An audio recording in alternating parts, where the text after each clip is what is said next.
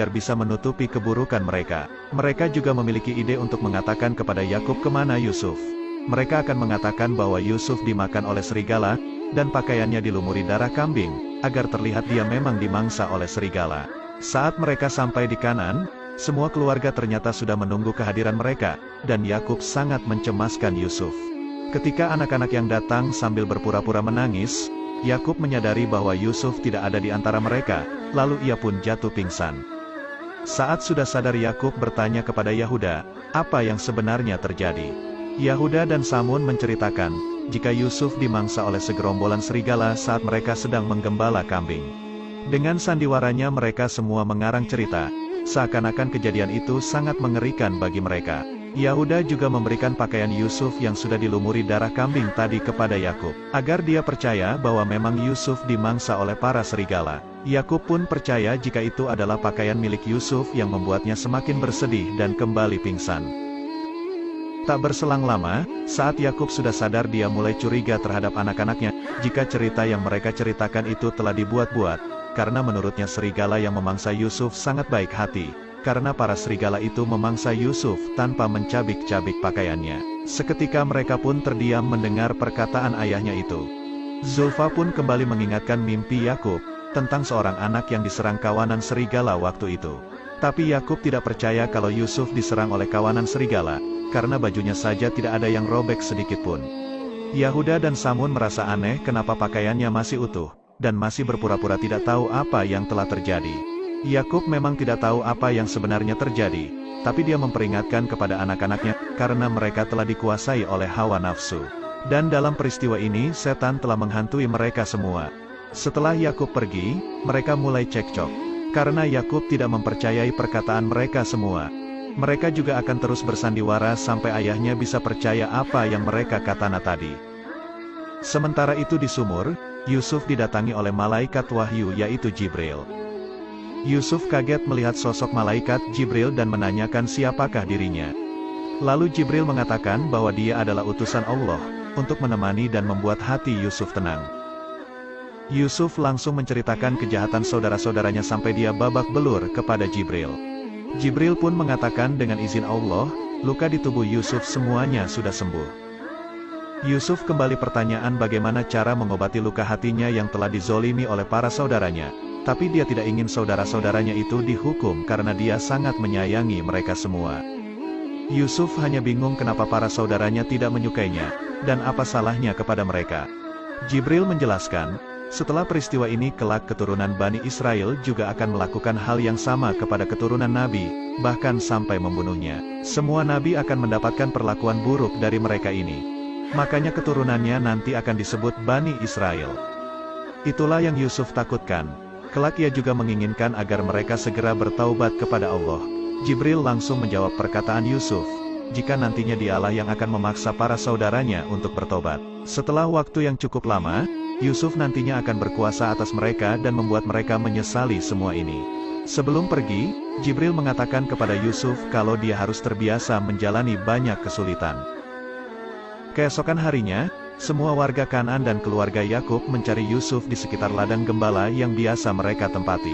Saat beberapa warga mereka di sumur Yusuf, malaikat Jibril kembali datang kepada Yusuf dan menyuruh Yusuf untuk tidur. Karena Allah berkehendak lain jika Yusuf belum boleh bangun dan kembali ke ayahnya Nabi Yakub. Tapi saat saudara-saudaranya mendatang Yusuf, dia pun terbangun dan mengatakan jika dia baik-baik saja, hanya saja dia merasa lapar.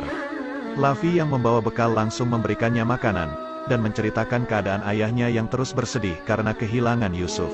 Singkat cerita, ada sekelompok khilafah atau pedagang sedang berada di sekitar sumur Yusuf. Dan di saat itu juga datang badai pasir yang membuat khilafah itu harus kehilangan arah untuk menuju Mesir. Ternyata pemimpin khilafah itu juga pemeluk agama Tauhid, karena dia juga merupakan cucu dari Nabi Ibrahim. Pria itu bernama Malik. Mereka pun bergegas melanjutkan perjalanan menuju Mesir, tapi karena mereka kehabisan air, mereka harus mencari air terlebih dahulu agar persediaan mereka bisa mencukupi saat dalam perjalanan. Ketika khilafah itu mendekati sumur Yusuf, para saudara-saudara Yusuf segera bersembunyi, karena mereka tidak ingin ketahuan. Malik sebenarnya sudah tahu jika di sumur yang sekarang ditempati Yusuf saat ini airnya payau dan tidak bisa untuk diminum. Mereka pun sebenarnya enggan untuk mengambil air di sumur itu. Tapi anehnya para hewan yang dikendarai mereka berhenti di depan sumur, dan seakan-akan tidak mau untuk melanjutkan perjalanan. Karena hal itu, mereka pun memutuskan untuk istirahat sebentar. Di sana salah satu teman Malik berpikiran bahwa para hewan itu pasti mencium bau air, makanya berperilaku aneh seperti itu. Di saat itu juga ada kakek-kakek yang sedang merasa kehausan, dan menginginkan air yang sudah menipis. Akhirnya para khilafah itu mencoba mengecek sumur itu, untuk memastikan apakah airnya payau atau tawar. Dan dengan kehendak Allah, air sumur yang seharusnya payau berubah menjadi tawar, yang membuat Malik merasa aneh mengetahui hal itu. Di sisi lain saudara-saudara Yusuf mulai berpikir, bagaimana jika para khilafah itu menemukan Yusuf di sumur itu? Yahuda pun berniat akan menjual Yusuf ke khilafah itu sebagai budak, agar Yusuf dibawa pergi jauh oleh mereka dan tidak bisa lagi bertemu dengan Nabi Yakub. Yusuf yang melihat ada seseorang sedang mengambil air di sumur, berniat akan menaiki talinya. Tapi dia kembali teringat dengan kejadian saat saudara-saudaranya menzaliminya.